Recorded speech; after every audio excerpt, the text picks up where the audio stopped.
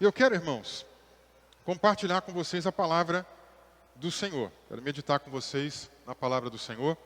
Abra comigo aí a palavra de Deus na carta de Tiago. Epístola de Tiago. Abra comigo aí no capítulo de número 3. Tiago está um pouquinho mais no final aí da sua Bíblia. Tiago, capítulo 3. Se você tiver dificuldade de encontrar, vai lá no final, vem voltando devagarzinho que você vai encontrar, né? Tiago, uma das últimas cartas ali.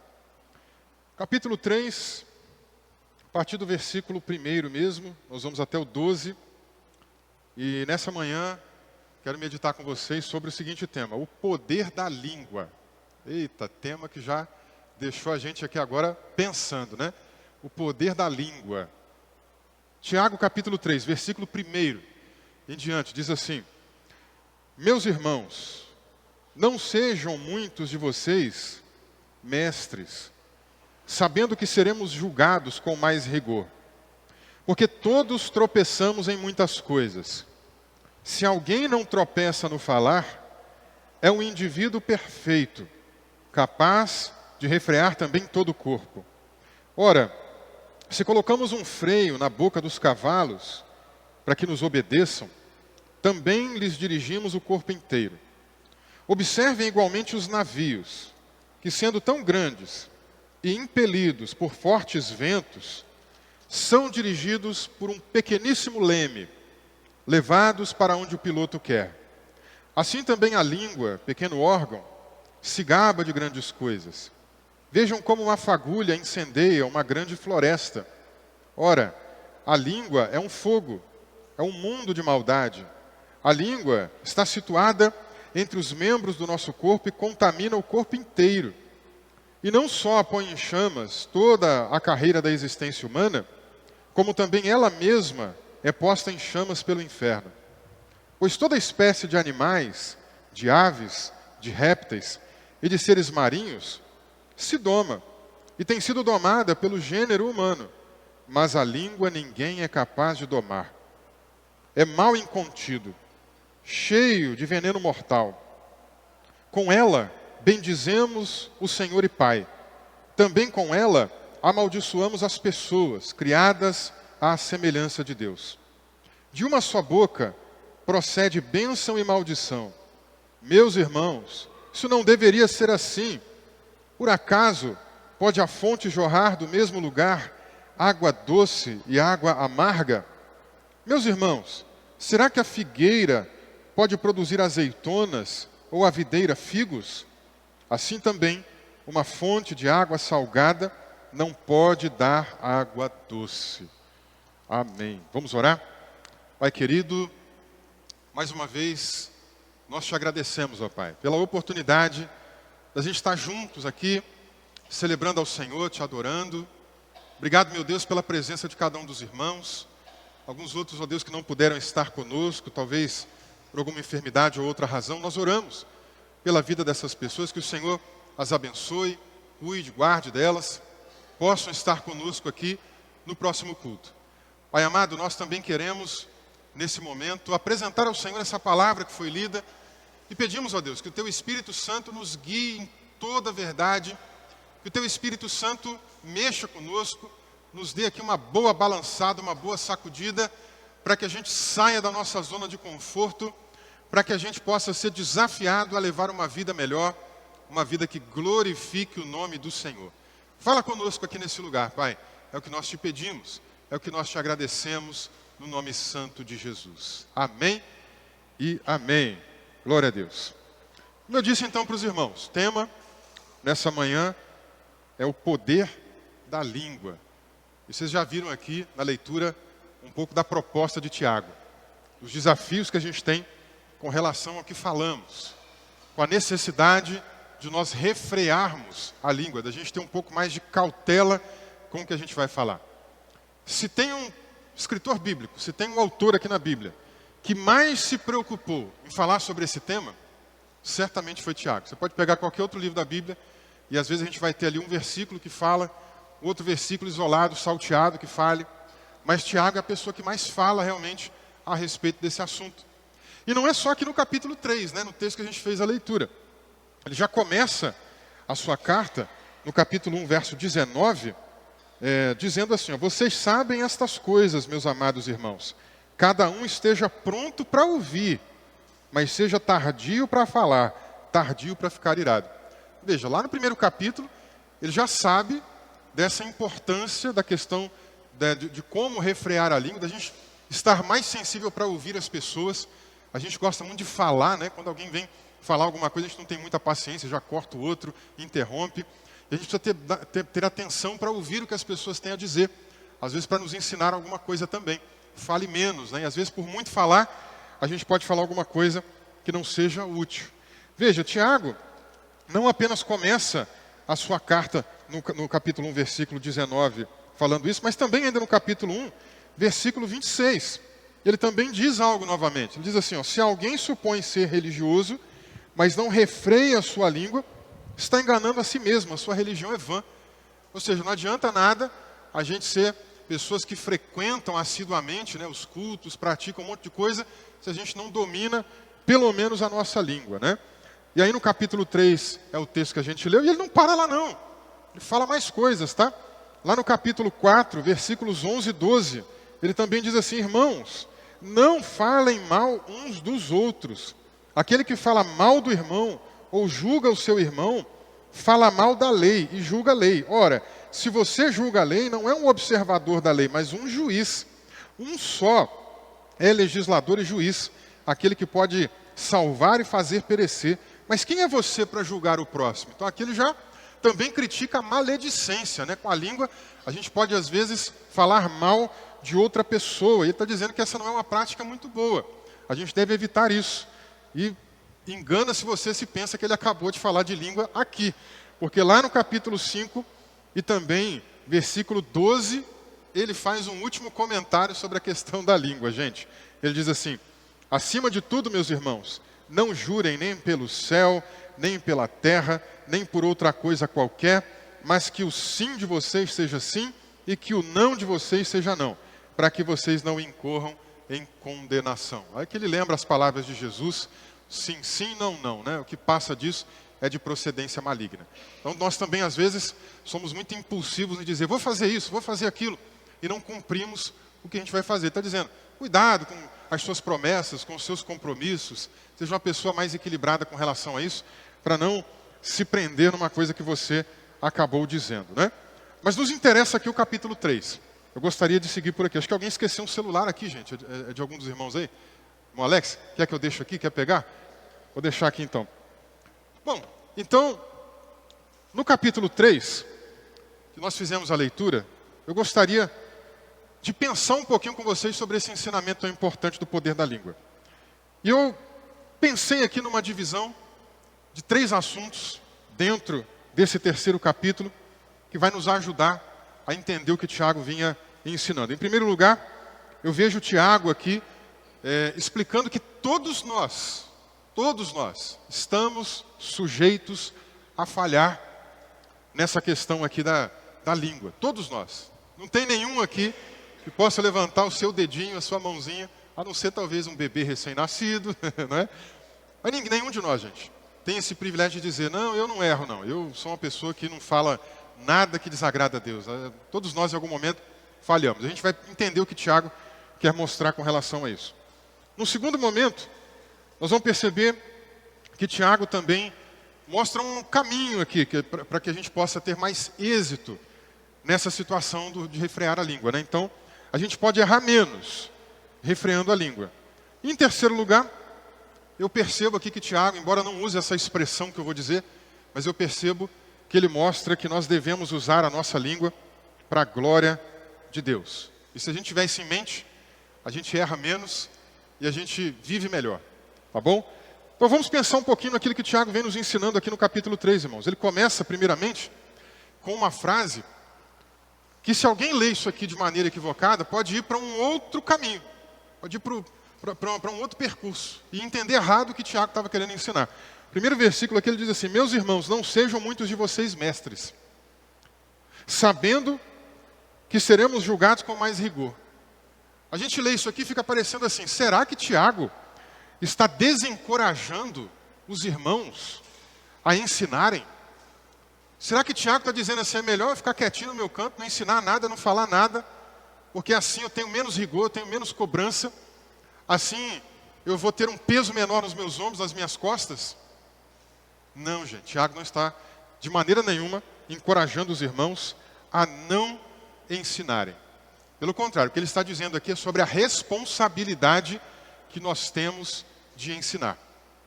Talvez você não ensine aqui, no altar, você não suba aqui, não pregue, mas talvez você ensine em outros ambientes. Na sua casa, por exemplo, eu tenho certeza que você ensina alguma coisa. Você ensina para os seus filhos, você ensina alguma coisa para o seu cônjuge, você ensina alguma coisa para pessoas que estão na sua vida social. Todos nós, em algum momento, ensinamos algo.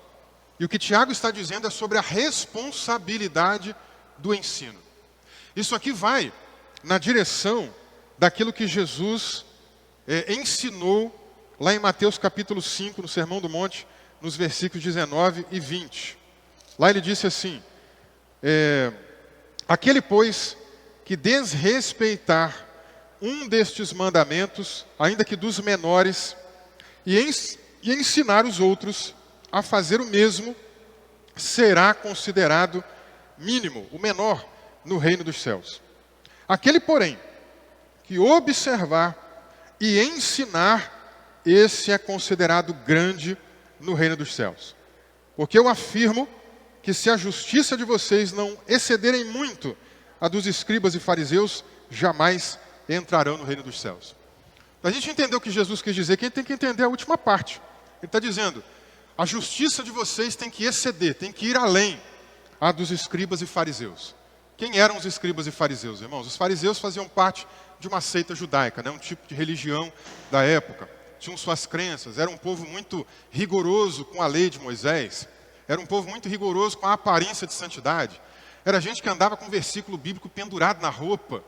Era gente que tudo ficava recriminando os outros. Isso aí está errado, isso aí é pecado, isso aí não deve fazer. Era gente muito legalista. Era gente que ao mesmo tempo também tinha uma preocupação em querer obedecer à vontade de Deus. Não é simplesmente por causa do legalismo que a gente joga tudo fora dos fariseus, tá? Eram pessoas que acabaram sendo criticadas por Jesus pelo excesso do zelo. Então o excesso aqui era o problema deles.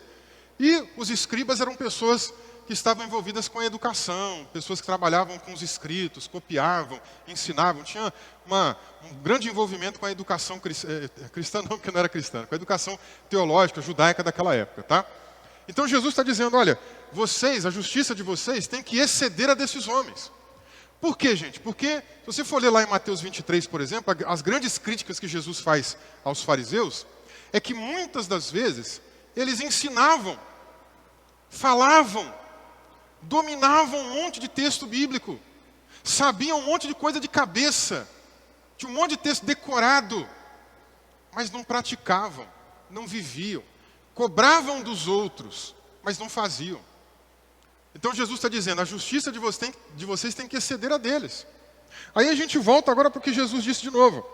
Veja, aquele que desrespeitar um desses mandamentos, né? Ou seja, aquele que não praticar esses mandamentos. E pior, não praticar e ainda, além de não praticar, ensinar os outros a fazer o mesmo, a não praticar.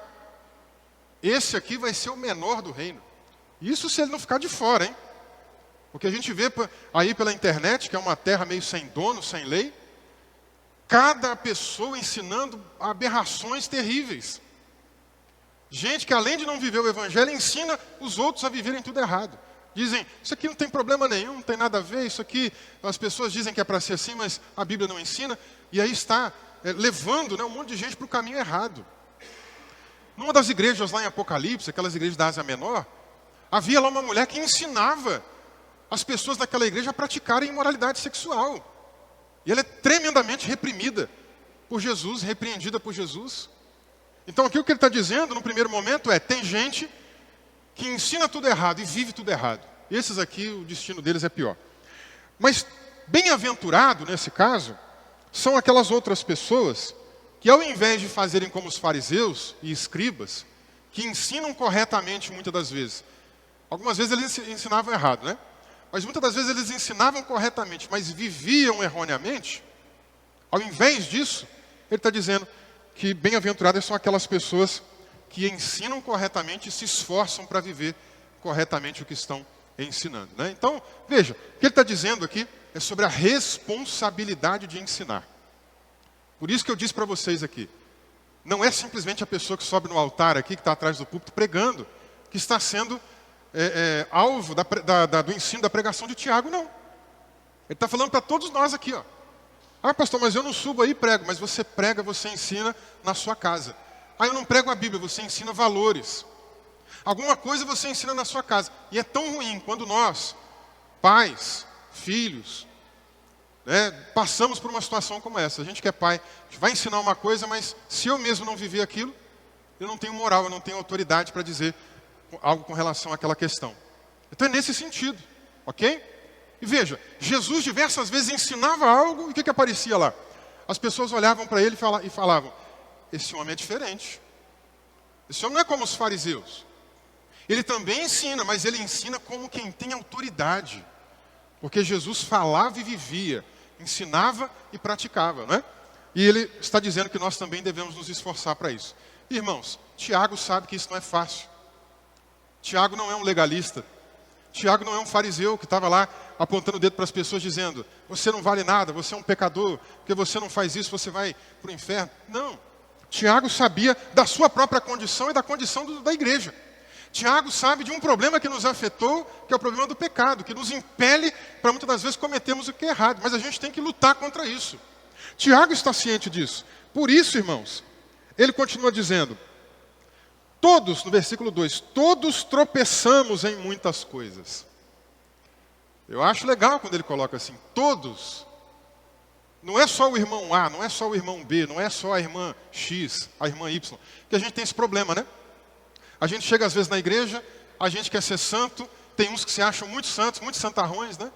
E dizem, o fulano está em pecado, o Beltrano está errando, o outro está fazendo isso, o outro está fazendo aquilo. A gente aponta muitos dedos às vezes. Eu já preguei numa outra ocasião aqui. Se tem um tipo de pecado que os crentes mais cometem, é o pecado do julgamento. Nós julgamos demais, nós falamos demais. Mas Tiago está dizendo, todos tropeçamos em muitas coisas. Quando ele coloca tropeçamos, ele não está se tirando do texto. Ele está se colocando junto, irmão. Ele está dizendo assim, eu também tropeço. Está na primeira pessoa do plural, né? Nós tropeçamos, todos nós tropeçamos. Ele não está dizendo, todos vocês tropeçam. Eu tropeço também. Então, serve de aviso, né? Não é à toa que Paulo também comenta lá numa outra ocasião, aquele que está de pé, vigie para que não caia. Então a gente tem que tomar esse cuidado para julgar menos, ajudar mais, dar mais a mão, estender mais a ajuda, para que as pessoas também consigam vencer os seus dilemas, né? Então esse é um primeiro ponto que nós encontramos aqui no texto de Tiago, na carta de Tiago. Ele não está falando apenas dos mestres, não está falando apenas para os mestres, ele está falando para toda a igreja. E toda a igreja, todas as pessoas estão suscetíveis a falhar, porque todos nós tropeçamos. Mas e aí, irmãos? O problema foi descrito, o problema foi apresentado. Nós vamos ficar só com o problema? Tiago não era desses que só apontavam problemas. Você conhece gente que só aponta problema? Conhece gente que só vê defeito, né? Conhece gente que só olha assim, olha, lá tem esse problema, lá tá, a pintura não ficou boa ali. Ali no chão tem tal situação, aquela pessoa falou isso. Lá na rua tem tal coisa, o prefeito não está resolvendo isso. A gente conhece muita gente que só aponta problema. Só apontar problema, irmãos, não adianta. Tiago era alguém também que estava preocupado em trazer uma solução. Então ele começa agora a discorrer sobre a solução. Já que todos nós tropeçamos, o que a gente faz? A gente aceita essa condição e vamos continuar errando porque não tem como não acertar? Não, tem como acertar. Tem como errar menos. E é daqui para frente que ele começa a explicar sobre isso. Podemos errar muito menos. Como? Refreando a língua. Começa com a língua. Tudo começa com a língua. No versículo 2 mesmo aqui, na outra parte, ele começa dizendo assim, se alguém não tropeça no falar, é um indivíduo perfeito, capaz de refrear também todo o corpo. Que perfeito é esse que ele está dizendo aqui, irmãos? Não é o perfeito da pessoa que não tem nenhum tipo de pecado, tá? Ele não está falando de impecabilidade. Impecabilidade é impossível nessa vida. Não é disso que ele está falando. Perfeito, para a gente no português, causa essa impressão. Esse é o problema. Mas perfeito, aqui no texto grego, traz o sentido de maturidade, pelo menos nesse contexto. Em outros contextos pode trazer a ideia de uma completude, como eu já ensinei em outras ocasiões. Mas aqui ele está falando de maturidade. Ele está dizendo o seguinte, se alguém consegue refrear a língua, essa pessoa vai alcançar uma certa maturidade. Essa pessoa, com a maturidade que ela adquirir, ela vai conseguir refrear não só a língua, mas todo o corpo. Ela vai começar a vencer um pouco mais de outras situações na sua vida. É nesse sentido que ele está ensinando aqui a respeito de refrear a língua e de atingir então essa perfeição. E para isso, é interessante, ele é muito didático. Tiago é muito didático para ensinar agora os seus leitores e ouvintes sobre como errar menos. E ele traz algumas ilustrações. Primeira ilustração que ele traz aqui está no versículo 3. Ele dá um exemplo de um cavalo. Alguém ali em cima de um cavalo, montando um cavalo, coloca sobre ele um freio na boca, né? E aí com o freio na boca ele evita que o cavalo saia em disparada. Ele consegue direcionar para onde ele quer ir, né, junto com o cavalo. Então, de um certo modo, tudo começa na boca, né? Ele está falando que se você refreia a boca, você também refreia o corpo. Refreia o corpo, né? Então ele está dizendo agora como exemplo do animal, do cavalo. Você tampa a boca dele, direciona para onde você quer ir. Ou seja, você domina todo o corpo daquele animal. A segunda ilustração que ele traz está no versículo 4. Ele mostra agora os navios. Claro que talvez não tão grandes como navios que nós temos hoje. Mas certamente já coisas impetuosas, né? Você vê ali um navio em alto mar. E o que ele dá de exemplo ali? Ó? Lá na pontinha do navio, lá na boca do navio, né? Simbolicamente, que o navio não tem boca, mas bem lá na pontinha do navio, tem o capitão direcionando para onde o navio vai. Aquele negócio gigantesco, né? Ele vai direcionando. Como? Com o leme. Ele muda para cá, ele muda para lá, ele vai direcionando. Então, todo aquele negócio enorme, aquela estrutura gigante, talvez do tamanho de uma igreja como essa, ou maior, lá na ponta tem um capitão direcionando para onde o navio vai. Então, veja, uma coisa pequenininha, direciona tudo ali. Ó. E pode evitar situações desastrosas, né? Ele dá o caminho também para onde aquele navio deve ir. E a terceira ilustração que ele traz está no versículo 5. Ele mostra aí sobre a fagulha numa floresta. Tem épocas de muita seca que a gente sempre vê no noticiário, né? De repente, incendeia-se aí um lugar e tudo começa, às vezes, por causa de uma bituca de cigarro. Não estou falando que a gente fuma, né, gente? A gente não é a favor do cigarro, né? Mas às vezes alguém está na estrada. Agora mesmo eu estava vindo para a igreja, tinha um moço na minha frente, fumando, andando devagarzinho no carro dele, né? Fumava, aí ia para fora do vidro do carro. Eu imagino, quando ele acabasse de fumar, ele ia jogar a bituca em algum lugar. Eu não imagino que ele ia guardar dentro do carro. Às vezes as pessoas fazem isso, jogam, pá. Aí está ali a terra seca, a grama, né, tudo seco, e de repente aquilo ali, ó, uma fagulhazinha, alastra para todo o mato e depois fica difícil de conter. E é o terceiro exemplo que ele dá. E aí, nós precisamos entender o seguinte, que essas ilustrações que Tiago está trazendo, elas têm o objetivo de trazerem uma moral. Quando eu falo de moral, não é de moralidade em si, né? Faz parte do tipo de literatura, né? Geralmente quando se usavam parábolas, quando se usava de provérbios, ou ilustrações como essas, né? O objetivo é trazer uma lição. Moral aqui é um sinônimo de lição. Mas ele quer trazer uma lição em comum com as três ilustrações. Qual é a lição que ele quer trazer? Que por meio do refreio da língua, você conseguir refrear sua língua, você pode evitar ações erradas. Já pensou um cavalo que você não consegue dominar? O cavalo sai em disparada para lá, para cá, bate num lugar, bate numa pessoa, derruba alguém. Então você evita ações erradas, você evita direções erradas, como um navio, né? Você precisa ir para um destino correto e tem que ter alguém ali direcionando o navio.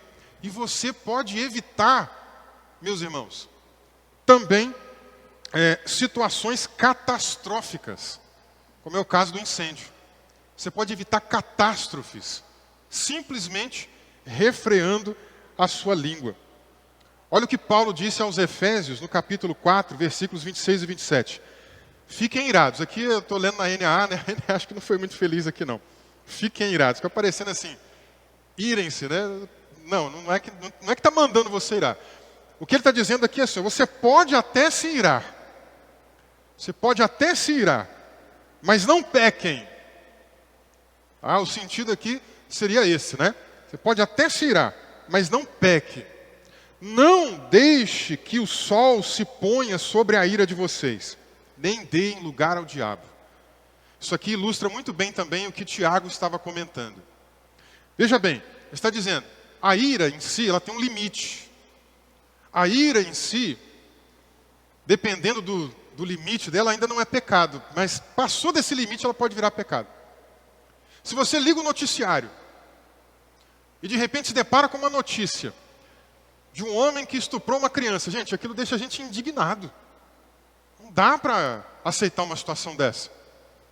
Não é à toa que Jesus, também lá no Sermão do Monte, mencionou, né, que bem-aventurados são aqueles que têm fome, que têm sede de justiça. E isso causa um tipo de ira nesse sentido, né? Até ali, ok. Porque nós não podemos dar sequência ao que Paulo diz aqui, ó, né? Não deixem chegar ao pecado, né? Não, pode até se irar, mas não peque. Não coloque a ira de vocês sob o sol. Não deixe a sua cabeça esquentar, vamos colocar assim. Né? Não esquenta muito a sua cabeça. Não deixe o fervor do momento, o calor do momento, te impulsionar a fazer uma coisa que vai desagradar a Deus, que vai desagradar futuramente outras pessoas. Porque na hora do calor do momento, às vezes a gente fica cego, a gente não vê o que está fazendo, não pensa no que está fazendo, e aí é que mora o perigo. E é por isso que Paulo também diz aqui, ó, não dê lugar ao diabo, porque o diabo, gente, ele fica só na espreita, né? Fica só na espreita. O apóstolo Pedro mencionou que ele é como um leão, ele não é um leão, mas ele é como um leão, ele fica andando em derredor. Já viu algum filme ou algum documentário de como o leão quer fazer para pegar sua presa? Ele fica rodeando, fica na espreita, fica atrás da moita, só observando. Quando a presa dá bobeira, o que ele faz? Ele pula lá e pega a presa. Todas as vezes o inimigo está exatamente assim. A gente lê Mateus 4, o que estava acontecendo lá? Jesus estava pelo deserto, né? Mateus 3, né? Pelo deserto, jejuando durante 40 dias, e o diabo estava lá, à espreita, só observando. Aí o texto diz que Jesus teve fome. E na espreita, logo que ele percebeu uma ação, ele atacou. O que ele foi oferecer para Jesus? Gente, deserto é um lugar de muito calor, não é? Deserto é um lugar que gera na gente muita sede, que gera na gente cansaço terrível por causa do calor intenso. Mas o diabo não ofereceu nada disso para Jesus. Ele não ofereceu para Jesus assim, ó, olha lá uma cama para você deitar e descansar um pouco. Ele não falou assim, transforma essa pedra numa palmeira gigante com muitas folhas, para você sentar e ter uma sombra. Transforma essa pedra num coqueiro, um riacho, com muita sombra, para você ter um coco e ficar deitado aí com sombra e água fresca. Não, gente. O que ele ofereceu, Jesus teve o quê? Fome. O que ele ofereceu? Comida. Transforma essa pedra em pão. O diabo fica lá, à espreita, como um leão, andando em derredor. Aí, a gente que é casado, a gente que é pai, né? Que é mãe, a gente que é filho, a gente que é cidadão. Em muitas situações da nossa vida acontece o quê? Começa uma discussão. Começa como? Começa como uma faísca. Igual o Tiago disse aqui no capítulo, né? Começa como uma faísca. Uma coisa boba. Você desentendeu, você não concordou com a opinião de alguém, você não concordou com uma ideia, você não teve tanta paciência para poder ouvir alguém. Pronto, uma faísca, uma coisa boba, simples, fútil. E daquilo ali o negócio espalha. Vira um troço incontrolável, né? E aí o diabo está bem ali. Opa, é disso aí que eu gosto, é isso que eu quero. Parece que na hora começa a vir um monte de lembrança, né? Um monte de memória de coisa que não era para você falar. Você começa a falar coisa que não deve. Começa a dizer coisas que ofendem a pessoa. Nem sempre é o que você sente, nem sempre é o que você quer dizer. Mas no calor do momento, você fala. E aí depois não tem como desfalar, né, gente? Não tem como você voltar atrás e apagar aquilo. O máximo que você pode fazer, desculpa, depois, quando todo mundo esfria a cabeça, me perdoa, não queria falar, acabei falando, fiz errado. Então, para evitar uma catástrofe, o que a gente faz? Evita a faísca, evita o negócio começar. É o conselho de Tiago. Veja o perigo. O inimigo fica à espreita, tentando oferecer a ocasião, a oportunidade para você fazer aí o que é errado. Não coloque a sua ira debaixo do sol, não esquenta a sua cabeça. Tem o ditado aí fora, quem esquenta a cabeça é palito de fósforo, né? Mas você já sabe como é que ele morre. Então não fique esquentando tanta cabeça, não. Senão você acaba falando o que não deve, fazendo o que não deve. Eventualmente até fazendo mesmo, né? E aí não tem muito mais o que fazer depois para retornar e apagar o que foi feito. Tiago, então, deixa essas ilustrações para a gente.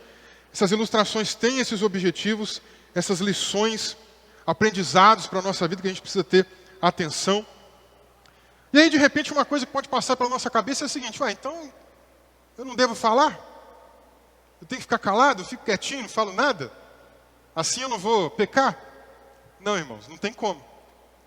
Aliás, se esse fosse o conselho de Tiago, aquelas pessoas com alguma deficiência auditiva, né, pessoas mudas ou surdo-mudas, estariam em franca vantagem com relação a quem não tem esse tipo de deficiência, né? Mas não é esse o caso. Até porque, preste muita atenção aqui, ó, Tiago no versículo 6, menciona que a língua contamina o corpo inteiro. A língua contamina o corpo inteiro.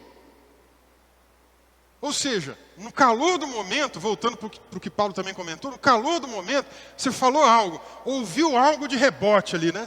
É igual um ping-pong, né? Você bate aqui, o outro já está lá com a raquete esperando. Você falou o quê?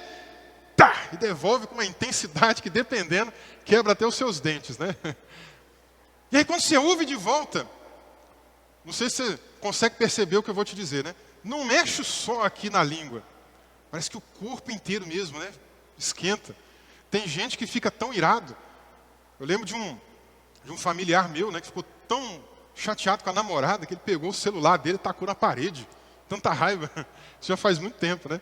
Mas olha, é um exemplo. Mexe o corpo, né? Tem gente que parte para a agressão. Tem gente que faz outras coisas. Então, o cuidado tem que ser redobrado realmente. Para a gente tomar cuidado e ter mais atenção.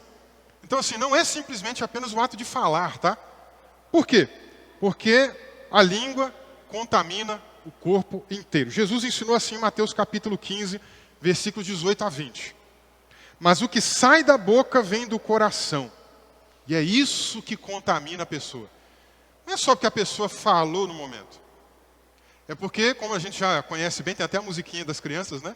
A boca fala do que o coração está cheio. É assim. Então, como é que está o seu coração? O que você está guardando no seu coração aí? O que você tem armazenado dentro de si? E coração aqui, gente, não é simplesmente o lado da emoção, tá? Coração também aqui na cultura oriental antiga é mente, é pensamento. Aqui até pode se encaixar um pouco também com essa ideia aí da emoção, mas o foco principal está aqui, ó. Intelecto, razão. O que você está guardando aí dentro de você? O que você armazena dentro de si? Jesus falou então que o que sai da boca, na verdade, vem do coração.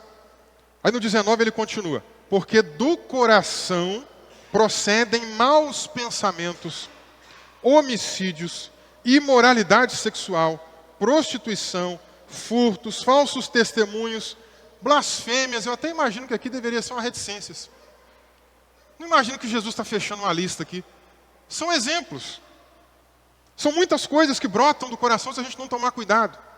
E aí ele termina dizendo: são essas coisas que contaminam a pessoa. E ele disse isso porque o contexto ali, ele estava junto com os discípulos, né, o pessoal comia sem lavar as mãos. Para a gente hoje é higiene. Para os judeus de antigamente isso era uma tradição, uma lei oral. Então, se você descumprisse isso, era sinônimo de pecado na cabeça de alguns deles. Então eles estão olhando para Jesus e seus discípulos, esses aí são pecadores. Não lavam a mão antes de comer. E Jesus está dizendo: não, o que contamina a gente não é o que vem de fora, né, é o que vem de dentro. Eu posso comer uma coisa estragada. Pode até me fazer mal. Mas o pior, o que mais me faz mal, não é o que vem de fora, é o que vem de dentro. É o que está aqui armazenado. O que você vem guardando aí dentro de si? Aí eu acho que vale a pena a gente conectar com uma mensagem que a gente trouxe mais no comecinho do ano. Falando aqui sobre a questão dos temperamentos, né? Qual é o seu temperamento? Você estudou um pouquinho lá, fez o teste. Com qual você se identificou no dia que a gente explicou aqui no domingo, ainda era à noite, né? Com qual você se identificou mais? Qual é o seu temperamento? Você é uma pessoa colérica? O colérico não é muito de guardar, ele é muito de falar, né? Então aqui, ó, pronto, é o perigo do colérico.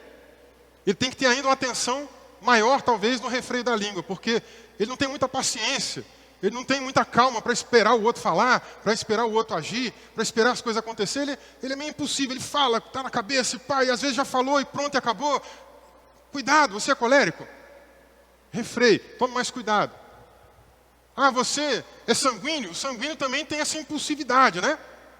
O sanguíneo tem essa tendência de falar muito, né, no calor do momento. Então, e aí? Cuidado também, refreia um pouquinho mais. Aí os outros dois temperamentos não são tão externos assim, né? Não são tão para fora, são mais interiores, né? Guardam mais dentro de si. Você é fleumático? Ou de repente, você mais armazena, você pensa muito. Talvez você não está falando. Aí entra outro detalhe, né?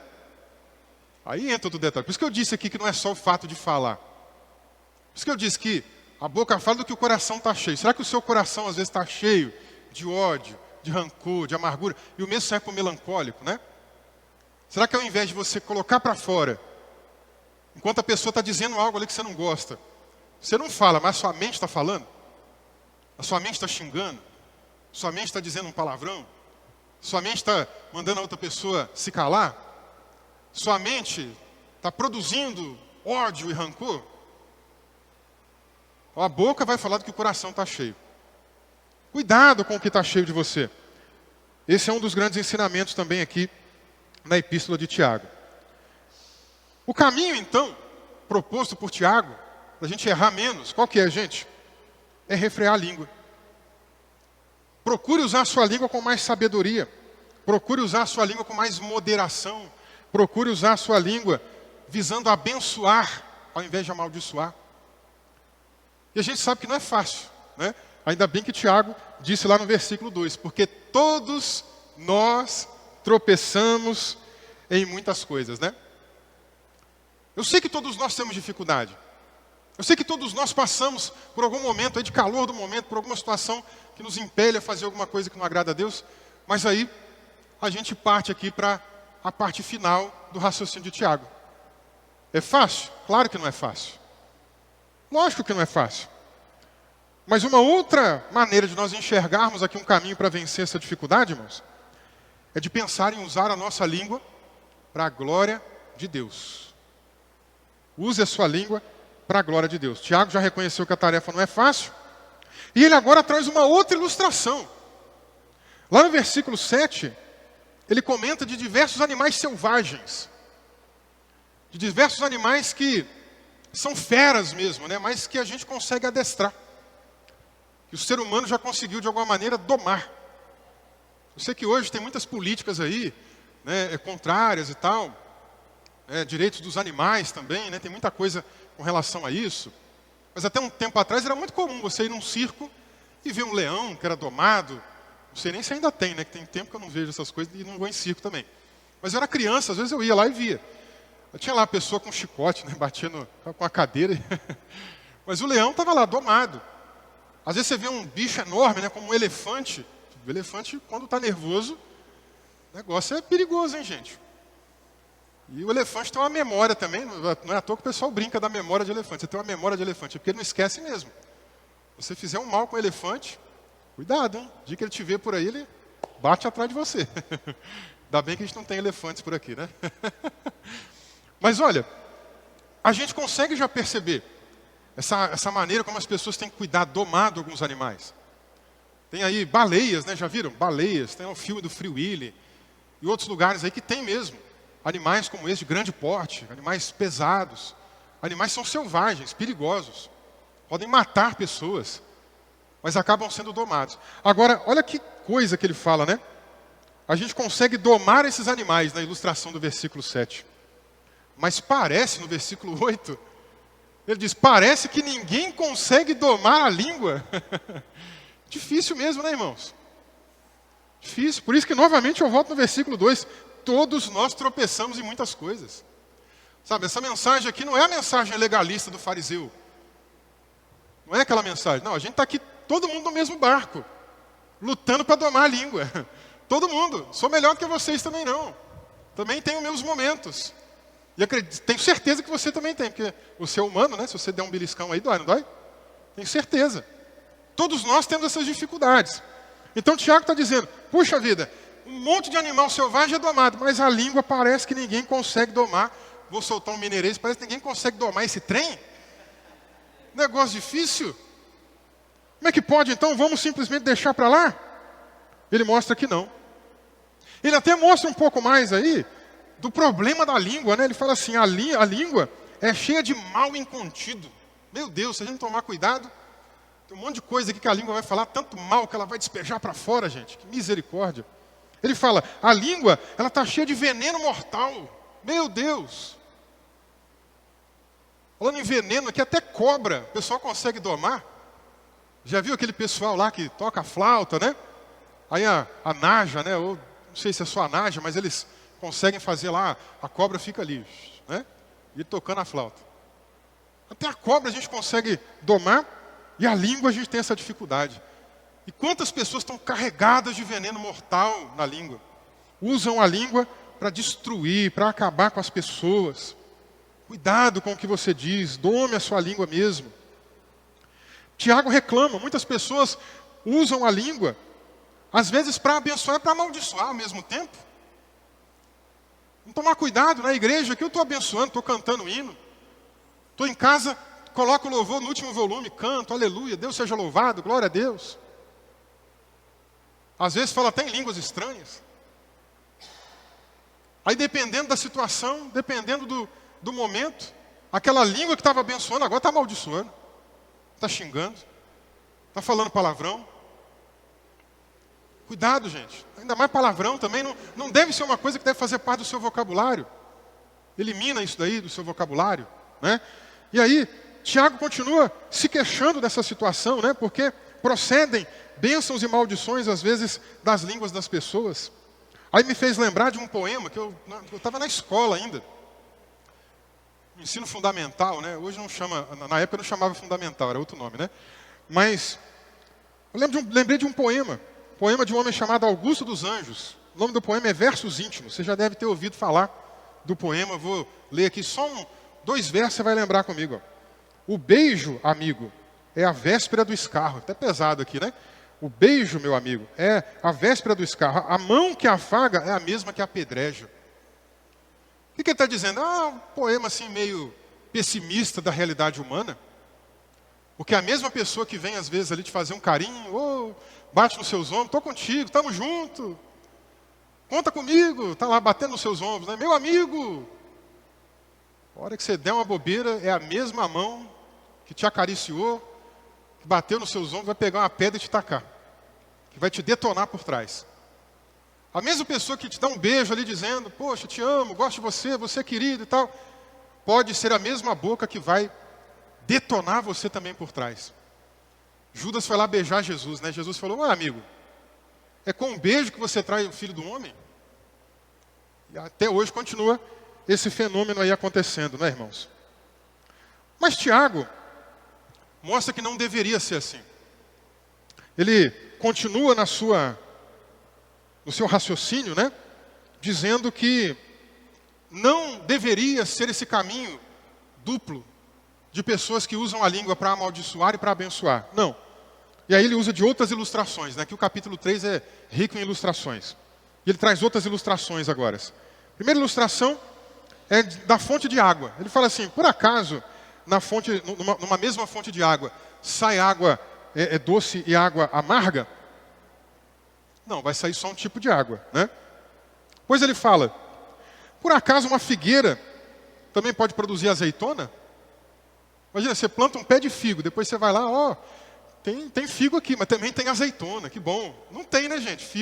Figueira só produz figo. Ele também comenta, por acaso uma videira também pode produzir figo? Aí vem vinhedo, né? Vinhedo aqui é a terra da uva. Você vai lá pegar uva na videira, de repente aparece figo também. Aí figo já é de Valinhos, né? Aí misturou vinhedo com Valinhos, virou essa coisa aqui. Ó. Não existe, não tem como. Videira só produz uva e figueira só produz figo. Assim deveria ser a nossa vida. Nós não somos cristãos? Só deveria sair coisa cristã da gente, né? Deveria. Mas Tiago está ciente que todos nós tropeçamos em muitas coisas. Mas vamos lutar contra isso, vamos lutar contra a nossa natureza. Vamos batalhar para não deixar simplesmente essa natureza corrupta, caída, pecaminosa, adâmica, nos prender. Para não deixar essa situação nos controlar. Para não deixar essa natureza corrompida nos escravizar, porque a gente não é mais escravo do pecado. Jesus disse, se o Filho do Homem verdadeiramente libertar vocês, vocês verdadeiramente serão livres. Nos libertou, nos livrou. Então nós podemos lutar contra o pecado. Nós podemos batalhar contra tudo isso. E aí uma das maneiras para a gente pensar aqui é justamente essa. Usar a nossa língua para a glória de Deus.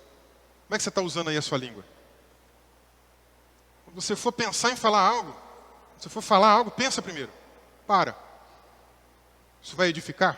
Isso vai glorificar a Deus? Isso vai abençoar o meu cônjuge? Isso vai abençoar o meu filho? Isso vai abençoar o meu pai? Isso vai abençoar o meu irmão? Isso vai abençoar meu colega de trabalho? Ou não, só vou falar isso para destruir mesmo, para detonar a pessoa. Então, tomar cuidado. Jesus disse em Mateus, capítulo 12, verso 36, digo a vocês que no dia do juízo as pessoas darão conta de toda palavra inútil, de toda palavra frívola que sair das suas bocas, que vocês proferirem.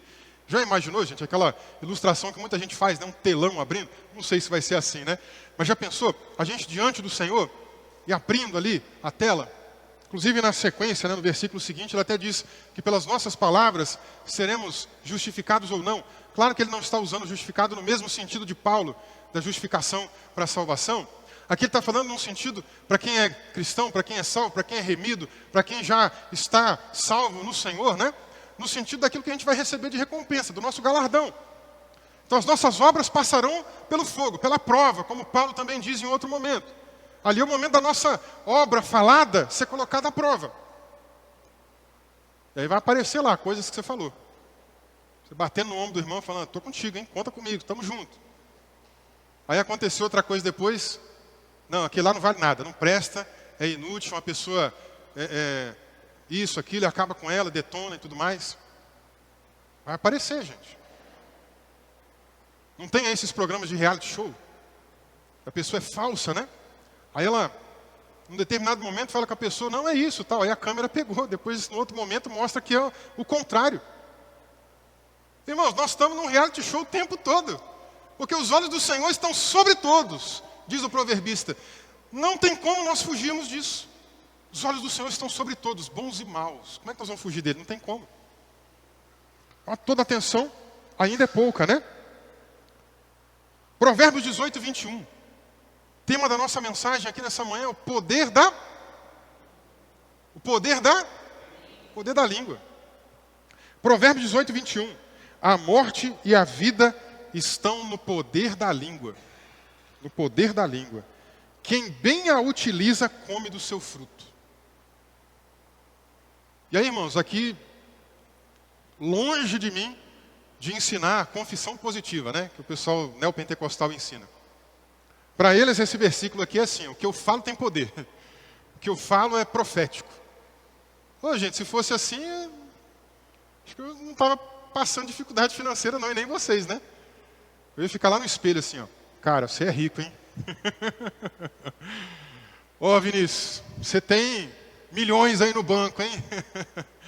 Aí eu abro a minha conta e não vejo esses milhões lá, não está funcionando, né? Porque não funciona. Não é assim que a coisa funciona, né? E tem a confissão negativa também, né? Eu lembro de um pregador da confissão positiva dizendo assim, sabe por que muita gente não tem casa? Sabe por que muita gente não tem carro? Porque ele diz assim, eu não vejo a hora de ter o meu carro, eu não vejo a hora de ter a minha casa. Aí nunca vai ver, né? Porque não vê a hora. Gente, tolice, tem nada a ver com esse texto aqui, tá? Tem nada, absolutamente nada a ver com esse texto aqui. O que o Provérbios 18, 21 está ensinando é, as nossas palavras têm um certo poder no sentido da responsabilidade. Como é que você está usando a sua língua? As nossas palavras têm um certo poder para motivar pessoas, como também tem um certo poder para desmotivar pessoas. Tem um certo poder para vivificar, para ajudar pessoas a se levantar, como também tem um certo poder para derrubar, para abater, para desanimar alguém, para destruir uma pessoa. Como é que você está usando a sua língua? É aquela coisa de um pai, de uma mãe que vai ensinar uma tarefa escolar para o filho tem dificuldade de aprender, e ele não tem paciência de explicar, e ele não não consegue passar o ensino e já começa a xingar a criança, dizendo, você é burro, você não sabe de nada, palavras pesadas que vão deixando a criança com a autoestima para baixo. Como é que você está usando a sua língua? Você de vez em quando faz um esforcinho para elogiar uma coisa que a sua esposa fez, uma comida, um almoço. Ou você, esposa, também tem aí o esforço para elogiar de vez em quando alguma coisa que seu marido faz. Por exemplo, quando o marido lavar a louça, vai lá e fala, oh, parabéns, ó, você lavou a louça. Que a gente não é muito de fazer, né? É só brincadeira aqui para a gente descontrair. Mas no final das contas, o que eu quero dizer é, nós precisamos também usar a nossa língua para edificar, para o bem. Porque para apontar defeito, a gente é veloz nisso daí. A gente é mais ligeiro do que uma gazela. A gente fala numa velocidade maior do que a da luz. Antes do negócio acontecer, você já está xingando. Não, começa a usar também a sua língua para edificar. Começa a usar a sua língua para falar bem. Começa a usar a sua língua para reconhecer as coisas boas que as pessoas ao seu redor estão fazendo. Porque a língua tem esse poder de levantar, de exaltar, de deixar a pessoa melhor, de melhorar a autoestima de alguém. Repense os seus caminhos. Fechando aqui essa mensagem nessa manhã, irmãos. É fácil, gente, controlar a língua? Sim ou não? Ah, bom, eu estava com medo, achei que era só eu que tinha dificuldade. Não é fácil, né, gente? Ainda bem que Tiago deixou a gente mais tranquilo aqui, né? Tirou o peso, dizendo, todos tropeçamos em muitas coisas, né? Ia ser tão pesado trazer uma mensagem dessa se só ele não pecasse, né? Só a gente. Não é fácil. A gente precisa de ajuda. Davi, no Salmo 141, versículo 3. Uma canção / oração. Às vezes as canções quase que são orações, né? Ele disse assim, põe guarda à minha boca, Senhor. Vigia as portas dos meus lábios. Ele está dizendo, meu Deus, coloca uns protetores aqui na frente da minha boca. Imagina uma cela que tem lá os guardas, né, tomando conta. É como se ele estivesse dizendo isso aí. Senhor, põe uns guardas aqui na frente. Aqui, ó. Não deixa eu falar besteira não, Senhor. Protege a minha boca. Vigia as portas dos meus lábios, né? Boca fechada às vezes é melhor. Não tem um ditado. Gente, esses provérbios populares, né, que existem hoje, todos eles têm sabedoria. Né? Muitos deles, todos também exagero. Muitos deles têm sabedoria. Não tem aí, em boca fechada, não entra. Olha aí, o salmista está dizendo, vigia as portas dos meus lábios. Ele está dizendo, deixa a minha boca fechada. Ele está imaginando uma cadeia, né? Imagina lá a cadeia fechada, as portas fechadas, e comparando isso com os lábios. Me ajuda, Senhor, a deixar os meus lábios mais fechados. Não tem hora que dá vontade de falar um monte de coisa. Aí você pensa um pouquinho, não compensa falar. Eu vou falar, eu vou irritar outra pessoa, eu vou discutir, eu vou gerar desconforto, eu vou gerar uma situação. A não ser que seja necessário, de fato, né, gerar um desconforto para o bem. Estou dizendo também que você não tem que desafiar, educar. Né? O seu filho está fazendo um monte de coisa errada. Não, deixa ele fazer, não vou falar nada. Né? Não, tem que falar. Mas com sabedoria, né? Ele está dizendo, deixa as portas dos meus lábios fechadas. Que Deus nos ajude, irmãos. Que a oração de Davi seja também a nossa oração. Que o Pai Celestial ajude a gente a usar a nossa língua para a glória de Deus. Baixa a tua cabeça comigo um pouquinho. Vamos orar.